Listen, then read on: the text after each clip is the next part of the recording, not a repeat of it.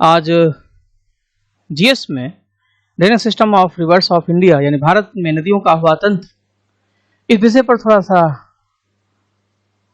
प्रकाश डालना है और अनुभव शेयर करना है। हालांकि इससे पहले बाय बोर्ड जब हम आपसे मिले थे तो देसी तरीके से जैसे हम लोग क्लास में पढ़ाते हैं, उसमें गंगा का आह्वा तंत्र, सिंधु का आह्वा तंत्र और ब्रह्मपुत्र का आह्वा तंत्र, इन तीनों का वीडियो मैंने शेयर किया था।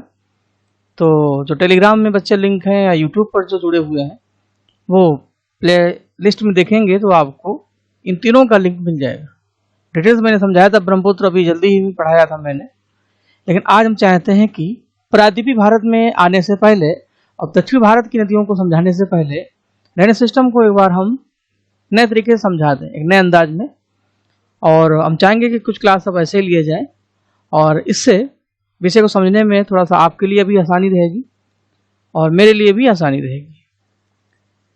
भारत का जो ड्रेनेज सिस्टम है, माना जाता है कि भारत में ड्रेनेज सिस्टम को हम दो हिस्सों में डिवाइड करते हैं। इसके दो मेजर ग्रुप हैं, पेनिनसुलर रिवर्स जो प्रायद्वीपीय नदियां हैं जो दक्षिण भारत की हैं, और हिमालयन रिवर्स जो हिमालय की है। और यही हमारे लेक्चर के दो पार्ट हो जाएंगे। और इसी क्रम में आगे बढ़ते हैं। जो ड्रेनेज सिस्टम ऑफ इंडिया है, इसमें एक तरफ हिमालय की नदियां हैं, एक तरफ प्रायद्वीपीय नदियां हैं। जो प्रायद्वीपीय नदियां हैं उसमें कुछ नदियां ईस्ट की तरफ बहती हैं यानी जिनका बहाव पूर्व की तरफ है, कुछ नदियां पश्चिम की ओर बहती हैं जिनका बहाव पश्चिम की तरफ है। और कौन सी पूर्व में है कौन सा पश्चिम में है, बस थोड़ी देर में हम बता रहे हैं, एक आउटलाइन बन जाए पढ़ाना क्या है। हिमालय की नदियों को हम उनके बहाव के अनुसार, उनके नेचर के अनुसार दो हिस्सों में डिवाइड कर सकते हैं। एंटीसीडेंट ओल्डर देन हिमालय, इसको बोलते हैं अनुवर्ती नदियां। ये वो नदियां हैं जो हिमालय की परतों के बनने से पहले ही अपने बहाव को बना चुकी थी और नदी आगे बढ़ती गई, उनके मलबों से हिमालय की परतें बढ़ती गई, नदी ने रास्ता अपना बनाया और जो सामने आया उसको उन्होंने काटा। इसी क्रम में ब्रह्मपुत्र नदी, सिंधु नदी, आपकी सतलज नदी, गंगा, यमुना, ये सब एंटीसीडेंट नदियां हैं। कुछ नदियां ऐसी हैं जो नॉन एंटीसीडेंट हैं यानी यंगर देन हिमालय, जिनका जन्म हिमालय की परतों के बहुत बनने के बाद हुआ, जैसे शिवालिक हिमालय की जो नदियां हैं, जैसे आलमगीरपुर में हिंडन, सोलन, टोन्स, ये आपकी यंगर है, इसलिए इनको हम एंटीसीडेंट में रखते हैं। ये दोनों में अंतर है, हिमालय की नदियों में, प्रायद्वीपीय नदियों में। एक अंतर और पड़ेगा, जो हिमालय की नदियां हैं जितनी भी हैं, चाहे वो ये आपका अगर हिमालय है तो ईस्ट में ब्रह्मपुत्र की नदियों का बहाव हो, वेस्ट में सतलज की नदियों का बहाव हो, नॉर्थ में गंगा यमुना के मैदान हो, ये नदियां सदा नीरा हैं, एवरग्रीन हैं, flowing full year due to glacier. इनका स्रोत जो ग्लेशियर वेव से, इसलिए ये वर्ष भर बहती हैं। और प्रायद्वीपीय जितनी नदियां हैं, चाहे आपकी ईस्ट की हो चाहे वेस्ट की हो, ये रेन बेस्ड नदियां हैं, वर्षा पर आधारित है, तो ये साल भर हरी भरी नहीं रहती, पानी कम होने पर ये सूख जाती है। अब इसका और विस्तार करते हैं। भारत की नदियों में जो हिमालय की नदियां हैं उसमें इंडस सिस्टम, गंगा सिस्टम और ब्रह्मपुत्र सिस्टम, ये अगर हमारा हिमालय है तो ब्रह्मपुत्र नदी, सिंधु नदी हिमालय की वेस्टर्न सीमा बनाती है, ब्रह्मपुत्र नदी हिमालय की पूर्वी सीमा बनाती है, और गंगा और यमुना ये बीच की नदियां हैं, कुछ ऐसे। इस आधार पर ये पूरा सिस्टम आपका हिमालयन सिस्टम में आता है। जबकि प्रायद्वीपीय भारत की जो नदियां हैं, इसमें महानदी, गोदावरी, कृष्णा, कावेरी, ये चार नदियां आपकी बे ऑफ बंगाल भारत की पूर्वी तट से संबंधित हैं। नर्मदा और ताप्ती ये नदियां अरबियन सी यानी अरब सागर से संबंधित है। ये वेस्ट की तरफ इनका मुहाना है और इन नदियों का मुहाना ईस्ट की तरफ है। इतनी बातें आपको आती हैं। अब यहां से विषय को और आगे बढ़ाते हैं। हिमालयन रिवर सिस्टम में इस मैप को आप अगर ध्यान से देखें तो ये हमारा ग्रेट हिमालय है, इसके ऊपर काराकोरम, कैलाश, लद्दाख एंड जास्कर, ये हमारा ट्रांस हिमालय है। तो इस साइड की जो नदियां हैं ये सारी की सारी इंडस रिवर सिस्टम में आती हैं, पूरी की पूरी ऐसे, जिसमें सिंध नदी, सिंध में मिलती है झेलम, झेलम चिनाव के साथ, फिर बेतवा, रावी, सतलज। तो इसके सिस्टम को हमने पढ़ाया भी था और आगे भी बताएंगे। ऐसे गंगा और यमुना का ये बीच का क्षेत्र है, ये बीच में आता है, और ब्रह्मपुत्र नदी इसका पूर्वी क्षेत्र बनाती है। तो इस तरीके से हिमालयन रिवर सिस्टम के 3 पार्ट हैं, western side, middle side and eastern side. इन तीनों का अलग से डिटेल अब करते हैं। सबसे पहले शुरू करते हैं number 1, Indus river system. Indus river system का पूरा वीडियो आपको मिल जाएगा उसमें प्लेलिस्ट में, लेकिन रफली बातें हम समझा दें। सिंधु हिमालय की एक एंटीसीडेंट नदी है, और ये अगर इंडस नदी है तो लद्दाख और जास्कर से होती हुई ये नदी पाकिस्तान में एंट्री करती है, और पाकिस्तान की ये जीवन रेखा है, और आगे चल कर के ये बे अरब सागर में अपने को गिरा देती है। ये उसका माउथ है। इसमें कुछ नदियाँ नॉर्थ से मिलती हैं, कुछ नदियाँ साउथ से मिलती हैं। नॉर्थ में मिलने वाली नदियों में शोक नदी, गिलिगिट नदी, स्वात नदी, काबुल नदी, गोमल नदी, और वेस्ट में मिलने वाली नदियों में जो सबसे मेन है उसमें चिनाव नदी। चिनाव नदी में ही झेलम नदी मिलती है, रावी मिलती है, सतलज मिलती है, और सतलज में ब्यास नदी मिलती है। नॉर्थ से साउथ चलने पर सिंध में सबसे पहले झेलम, फिर चिनाव, फिर रावी, फिर ब्यास। पढ़ाते समय हमने बताया था कि यदि ये इंडस नदी है तो ये झेलम नदी है। झेलम मिलती है चिनाव में, चिनाव में मिलती है रावी, इसी चिनाव में मिलती है सतलज, और सतलज में मिलती है ब्यास।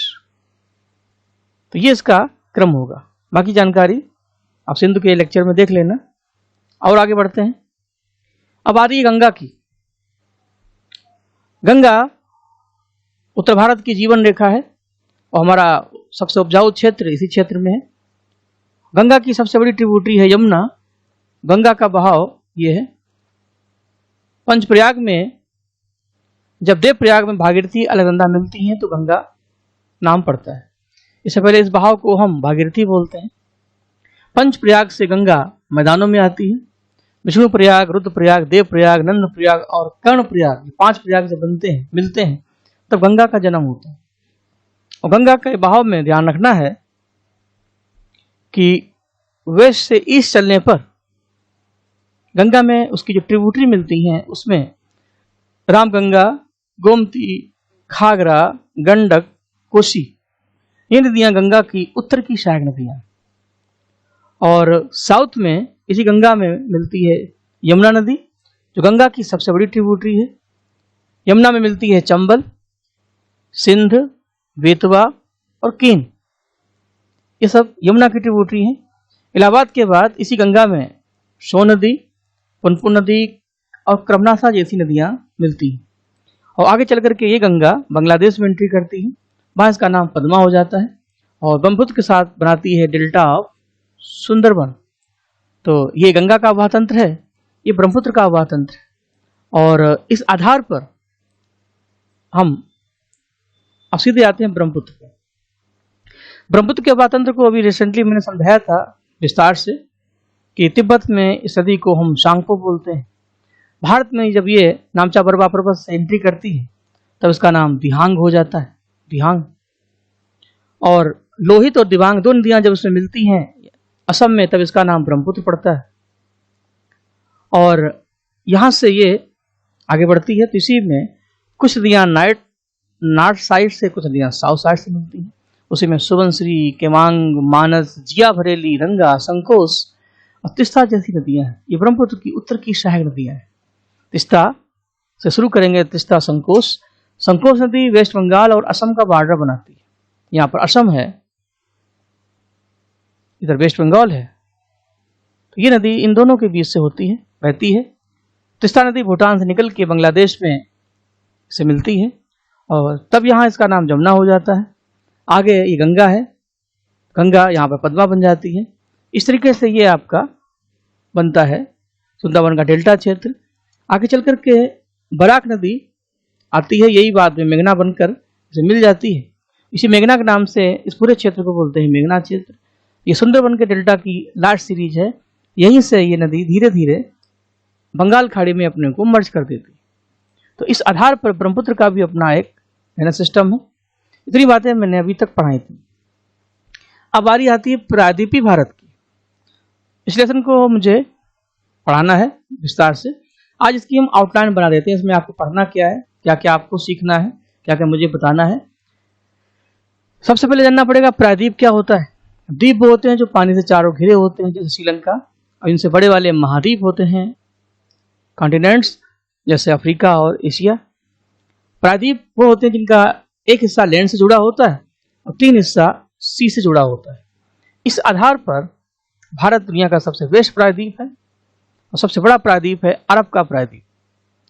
और ये ध्यान रखना है कि इस प्रायद्वीप में जो नदियां ईस्टर्न साइड की हैं वो बे ऑफ बंगाल में गिरती हैं, इनका माउथ है। जो नदियां वेस्टर्न साइड की हैं वो अरब सागर में गिरती हैं, इनका माउथ। खास बात है कि जो नदियां ईस्ट की हैं ये सब नदियां डेल्टाई नदियां हैं। ये मेकिंग ऑफ डेल्टा का निर्माण करती हैं। डेल्टा नदी का बुढ़ापा है। नदी जब तटों पे आती है तो कई हिस्सों में डिवाइड हो जाती है। नदी का पानी अपने साथ ढेर सारा मलबा लाता है तो पानी कई हिस्सों में डिवाइड हो जाता है, उसमें कई शाखाएं बन जाती हैं। और इस तरीके से नदी की शाखाओं का फूटना बताता है नदी में अब वो बात नहीं रही, नदी अब अपने ओल्ड स्टेज यानी वृद्धावस्था को पा चुकी है। और इसी आधार पर इसका किनारे किनारे जो नमी वाला क्षेत्र है वहाँ सुंदरवन होते हैं, इसलिए ये एरिया डेल्टाई क्षेत्र है। और जितनी भी नदी ईस्ट में है वो सब डेल्टा बनाएंगी। तो कभी क्वेश्चन आ जाए कि कौन सी नदी डेल्टा बनाती है नहीं बनाती है, तो 3 बातें ध्यान रखनी है। ईस्ट में जाना तो बे ऑफ बंगाल में जाना, बंगाल खाड़ी में गिरने का मतलब है पूरब की नदी, और सब नदियां डेल्टाई हैं। उसमें महानदी यहाँ तक कि ये गंगा, ब्रह्मपुत्र, महानदी, गोदावरी, कृष्णा, पेन्नारू, कावेरी, ये सब नदियां आपकी डेल्टाई नदियां। जो नदियां वेस्ट में गिरती हैं इन नदियों को हम एस्चुरी नदी बोलते हैं।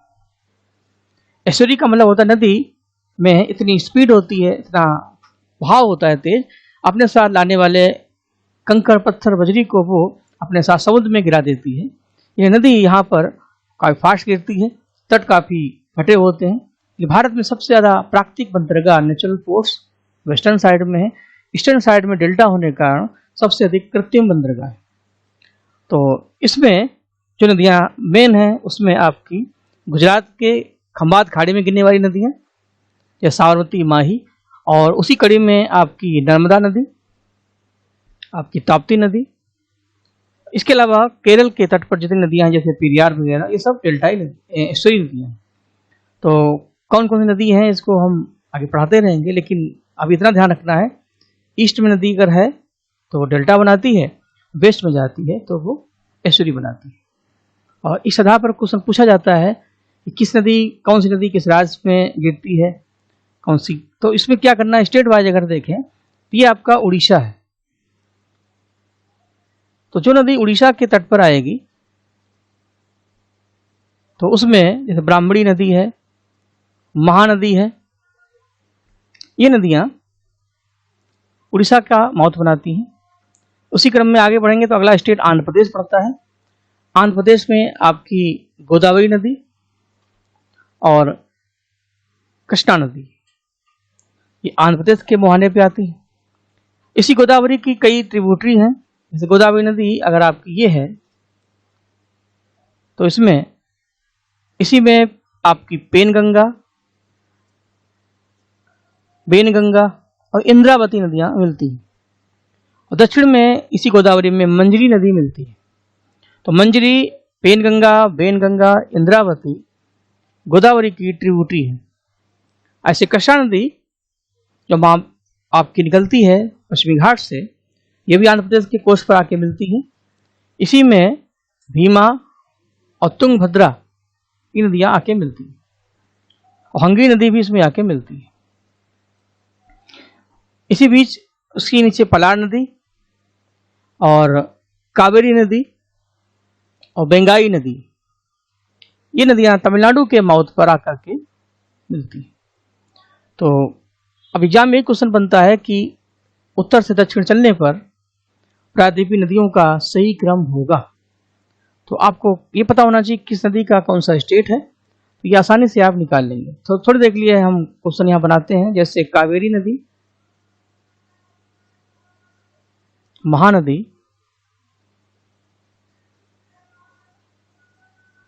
कृष्णा नदी,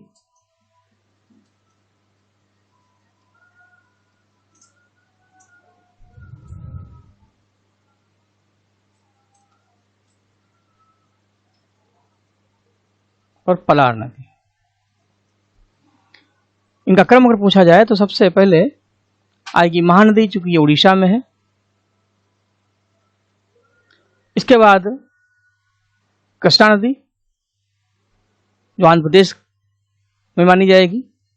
पलार नदी कावेरी से पहले पड़ती है, तो इसके बाद पलार आएगी और कावेरी इसके बाद आएगी। तो स्टेट वाइज जब आप इनको समझ लेंगे तो ये आपके लिए काफ़ी इजी हो जाएगा।